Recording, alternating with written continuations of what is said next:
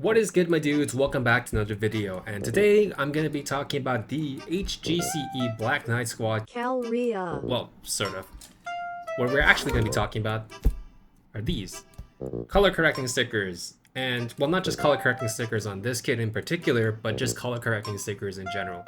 And particularly with this Seed Freedom line, because those have been kind of, or at least some of them have been kind of strange in terms of what they're used for, and this one is no exception. I'm not sure if I'm crazy, but can this little gem part here be an entire separate part? Because it kind of looks like it should. Maybe it's the plastic's too thin or whatever, or you know, maybe it just doesn't fit, unlike the runner, but like, I think it's a really strange decision to make this like a color correcting sticker, especially considering the rest of the kit, particularly the gold trim over here and like all these miscellaneous tiny parts on here are completely color separated. Like, this part is not exactly like, it's, I guess it's small, but it's not like tiny. Like even on the head here, the gold parts here, these are individually like small individual parts. They're not exactly large, and I kind of had a hard time just getting them in. So why can't the same treatment be applied here? I'm not exactly an engineer for plastic model kits, so I don't know all the deep intricacies of code that goes into designing these things, but I feel like this is, and I don't really want to say it's lazy because it's not, well, it's kind of lazy to use the word lazy in this case, if you know what I mean, but the rest of the kit is color separated. So why don't these get the same treatment as these?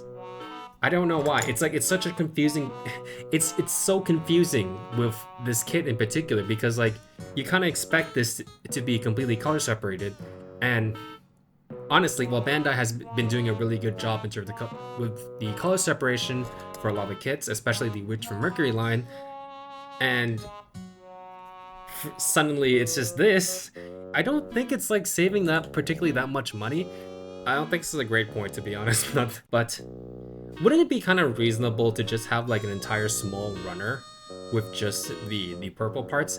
And even with the beam rifle, which I have like stored off somewhere, it's like its own small runner. It's like two large pieces just like sandwiched together. That's like its own runner. But the purple parts here can't, or like they can't even be part of the multicolored runner. It's like, why? What? I don't know. Like the engineering decisions in particular have been really strange. But I'm not even getting to P Bandai yet. P Bandai is an even more confusing situation. And it's not just this kit either. I think in most cases, like the Seed Freedom line, it's like a very mixed bag in terms of the color correcting stickers. I think some of you may have seen the Lightning Buster. Like the little cheeks on the head of it are not color separated for some reason. Why?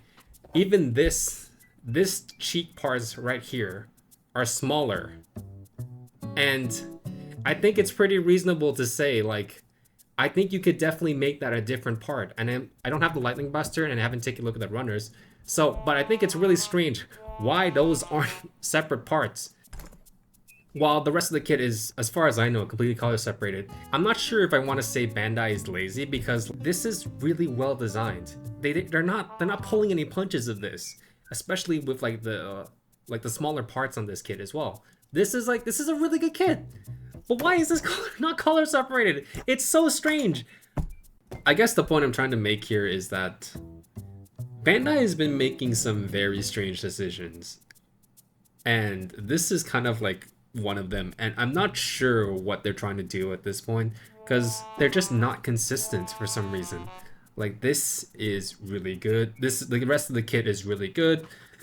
This one, well, for the most part, this is good as well, but why is this not color separated? If you're wondering why the camera angle looks a little different, it's because I recorded this after I recorded everything else, because I had like one more idea of what to add to this video.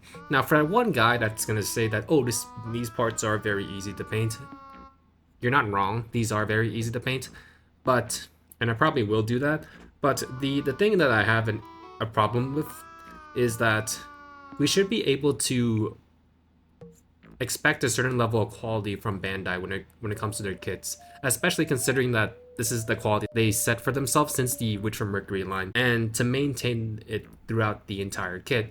Now, I wouldn't be complaining too much if this was like, I don't know, like 2013, and they kind of kept that level of quality when it comes to their kits, where they still have like a bunch of color correcting stickers. I mean, it's annoying, but you know, it's what to expect from HG kits, but they have since upped their game in the past decade or so. So especially, and even within this kit, this entire part, most like the entire body itself is completely color separated, including these, and even the eyes. Like even arguably the parts on the side here are a lot difficult, probably more difficult to work with than these, you know. And so it's quite a contrast to consider that this part itself is not color separated when these are. Now, I'm not gonna lie, we are quite spoiled when it comes to the quality of HG kits nowadays, or just Bandai kits in general. And the fact that we don't have to do that much painting just to get the correct colors, especially considering a lot of the older kits, is quite insane. But this is the level of quality that Bandai has set, and they should maintain it, not just through part of the kit, but the entire thing. It would be really strange if they just kind of drop the ball halfway through, and it's more importantly, why? Why would you do that? Isn't that kind of counterintuitive? If the kit was completely color separated, I think that would be a pretty good selling point, especially with like the gold trim here. And I think more people want to buy this kit. So I completely forgot about these two kits for whatever reason while I was editing the video. And what makes these two kits, guys, stand out is because they have the least amount of color correcting stickers out of the entire line, the Seed Freedom line at least. So in the case of the Immortal Justice, we have these white parts over here, which are for like the wings inside the shield. For this one's for the cam for the beam rifle, and the red trim for the beam rifle as well.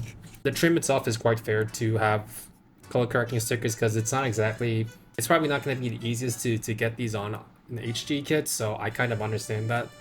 Now, what's interesting here with this kit is that unlike the Rising Freedom, well, like the Rising Freedom, it also has a trim, but the trim itself is on the outside of the wing, and it's fully color separated, which is quite odd that the Rising Freedom even has its trim not color separated, and instead it's a sticker.